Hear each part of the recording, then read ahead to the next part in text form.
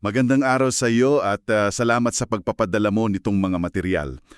Alam mo, um, para itong binigyan mo kami ng isang malaking cosmic puzzle.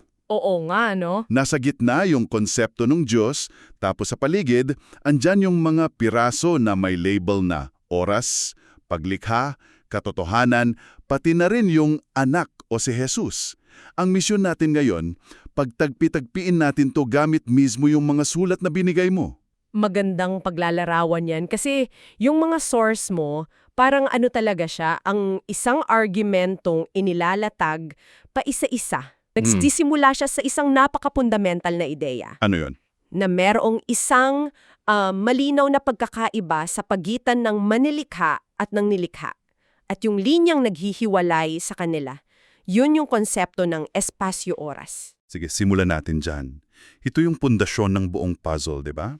Ayon sa mga teksto, tayong mga nilikha, ikaw, ako, yung buong universo, umiiral lang tayo sa loob ng tinatawag na espasyo-oras. Tama! Parang isda sa loob ng aquarium, ganon. Eksakto. At ang ibig sabihin yan, mayroon tayong simula. May panahon na wala tayo, galing tayo sa estado na tinatawag sa mga source mo na di pag-iral, tapos tinawag tayo para umiral. Okay? Kaya ang buong buhay natin ay isang paglalakbay mula sa isang punto sa oras, pasulong. Linear. At dito pumapasok yung unang malaking contrast. Kung tayo yung isda sa aquarium, ang Diyos, ayon sa mga sulat na ito, ay hindi lang siya yung may-ari na nagpapakain sa atin. Hindi lang. Siya yung mismong tubig, yung salamin, yung hangin sa labas, parang lahat ng sabay-sabay. Oras. May sinipi pa nga ang talata dyan mula sa Hebreo na nagsasabing ang langit at lupa maluluma na parang damit. Oo, nabasa ko yan. Lilipas sila. Pero ang Diyos, mananatili. Walang katapusan. Kaya hindi lang siya umiiral bago pa magsimula ang oras. Siya pa mismo yung nagpapanatili ng oras. Siya ang aktibong nagpapanatili sa bawat segundo ng oras na yon. May naisip akong analogy habang binabasa ko to. Parang tayo yung mga karakter sa isang nobela. Nararanasan natin yung kwento ng sunod-sunod. Chapter 1, Chapter 2, Chapter 3. Oo, tama yan. Hindi natin alam kung anong mangyayari sa Chapter 10. Magandang analogy yan. At kung gagamitin natin yan, ang Diyos ang author. Pero hindi lang siya author na nakakaalam ng simula, gitna at wakas. Paano hindi lang? Imaginein mo na, siya rin yung papel at yung tinta.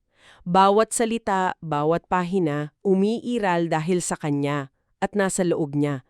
Walang kwento kung wala siya. Wow, teka, ang bigat niyan.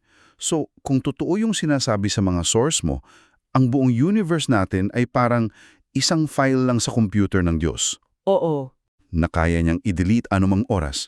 Nakakalula isipin. yan mismo ang sinasabi ng mga teksto, na ang espasyo-oras mismo ay isang nilikha. At para sa kanya, kaya niyang gumawa ng hindi mabilang na mga bersyon nito at burahin ang mga ito. Grabe. Ang ating buong realidad, gaano man ito kasinlaki para sa atin, ay nakasalalay sa kanyang kalooban sa bawat sandali. Okay, sige. Malinaw yung unang piraso ng puzzle. May malaking pader sa pagitan ng manlilikha na walang hanggan at ng nilikha na nakakakulong sa oras. Ayan. Dito ngayon pumapasok yung pinakakomplikadong tanong. Saan sa puzzle na to nabibilangin ang anak, si Jesus? Siya ba'y nasa loob ng aquarium o nasa labas? At dyan mismo, itinaas ng mga source mo ang isang napaka-critical na what-if scenario. Ang tanong nila, paano kung ang anak ay ang pinakaunang nilikha? Ah, Isang napakagandang nilikha, yung pinakauna sa lahat. Pero nilikha pa rin. teka so ang argumento dyan niya parang you can't create the box if you're trapped inside the box. Oo, parang ganun. Kung si Jesus ay nilikha din, ibig sabihin may simula rin siya. Paano niya malilika ang espasyo-oras kung siya mismo ay produkto nito? Eksakto.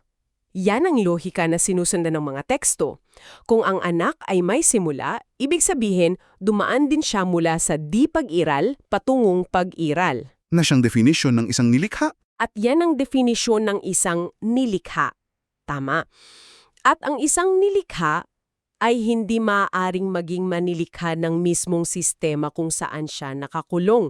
Kaya mariing tinututulan ng mga source mo ang ideyang iyon. Pero paano nila ipinapaliwanag yung pagiging tao niya? Ibig kong sabihin, ipinanganak siya, lumaki, namatay. Yan ay mga pangyayari sa loob ng oras, di ba? Oo naman. Paano yon nag-coexist sa pagiging walang hanggan niya? Inilalarawan ito bilang isang misyon.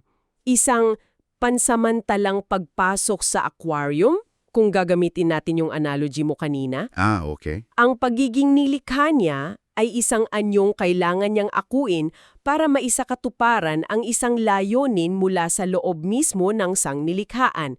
Binabanggit dyan yung Filipos na nagsasabing siya ay nasa anyong Diyos at kapantay ng Ama. So, hindi yun ang default state niya, kumbaga. Hindi, ang pagpasok niya sa espasyo-oras ay isang kusang loob na pagbabawa sa sarili, hindi ang kanyang tunay at orihinal na estado. So parang isang hari na nagsuot ng damit ng alipin para makapasok sa teritoryo ng mga alipin at palayain sila mula sa loob. Yan ang esensya. Naghahari siya bilang isang nilikha sa loob ng espasyo-oras para puksain yung kasalanan at kamatayan na nasa loob din ng espasyo-oras. Pero sa labas nito, sa kawalang hanggan, siya ay palaging Diyos na kapantay ng Ama. Isang konsepto na Na idinidiin ng mga teksto na hindi natin kayang lubusang maunawaan kasi yung isip natin nakakulong din sa oras, may limitasyon. okay, ang gulo no? Parang contradictory pero yun mismo ang punto nila, siya ay parehong manlilikha na walang hanggan at para sa isang misyon pansamantalang naging nilikha. Okay. Medyo mind-bending talaga. Nakuha ko na yung pangalawang piraso. Ngayon, itong ideya na to ng pagiging tinawag mula sa wala, parang may switch na pinindot para maging on ang existence natin, mukhang mas malalim pa ang ibig sabihin niyan sa mga source mo, ano? Oo, malalim. Dahil ang susunod na tanong dyan ay ano ang relasyon ng Diyos sa mismong switch na yun? Sa on at off states. Okay. Ayon sa mga sulatin, siya ang Diyos ng pag-iral at Diyos din ng di pag-iral. Wala ho siyang pagpipilian. Hawak niya ang dalawang estado. Kaya niyang tawagin ang wala para maging meron. At kaya niya ring ibalik ang meron sa pagiging wala. Eksakto. So, hindi lang siya ang lumikha ng ilaw, siya rin ang may hawak ng switch at may kontrol sa kadiliman. Meron bang konkretong halimbawa nito sa mga teksto? Meron. At dito pumapasok ang isang konsepto na medyo mabigat. Binabanggit diyan yung dagat-dagatang apoy. Sa original na wika yung isa sa mga source, tinatawag itong bulmut. Bulmot. Oo. Bulmut, bul ay apoy, at ang mut ay lawa o pond. Lake of Fire. Kadalasan ang iniisip dyan ay eternal conscious torment, di ba? Isang walang hanggang pag-iral sa pagdurusa. Pero ang interpretasyon sa mga material mo ay iba. Inilalarawan nito bilang isang lugar kung saan ang mga nilikhang nagpumilit sa kasalanan ay, magbabayad bago posibleng ibalik sa estado ng di pag-iral. So hindi eternal yung pag-iral doon. Ang punto ay hindi ang walang hanggang pag-iral sa parusa, kundi ang pagpapakita na kahit ang huling kahantungan ay nasa ilalim pa rin ng kapangyarihan ng Diyos na ibalik ang isang nilikha sa wala. So yung pagiging wala ay hindi isang escape. Hindi, isa pa rin itong domain na kontrolado niya. Wow, okay. Ibang-iba yan sa karaniwang pagtingin. At dito rin nila ginagamit ang isang napaka-importanting salita, di ba? Yung chamjonje. Tama, chamjonje. Napakahalaga niyan sa buong argumento. I-breakdown natin. Ang cham o cham ay nangangahulugang tunay o true. Okay, true. Ang jonje o jonja ay existence o pag-iral. So, true existence. Sinasabi ng mga teksto na ang Diyos lamang ang may ganito. Siya lamang ang may sariling, likas at permanenteng pag-iral. So parang tayo, hiram lang ang existence natin. Hiram lang. Araw-araw, bawat segundo, pinapahiram sa atin. Eksakto. Hindi natin pag-aari ang ating pag-iral. At anumang oras, pwedeng bawiin ang nagpahiram. Yan ang pagkakaiba ng chamjonje at ng lahat ng iba pa. Okay, sige. Pagtagpi-tagpiin na natin ang lahat ng ito. Ito na yung so what ng buong usapan. Oo, yung application. Meron tayong Diyos na nasa labas ng oras, na siyang true existence. Meron tayong anak na bagamat Diyos ay pumasok sa oras para sa isang misyon. At meron tayong sanglilikhan na hiram lang ang pag-iral. Bakit napaka-importante sa mga source mo na patunayan na ang Diyos ay permanente at palaging umiiral?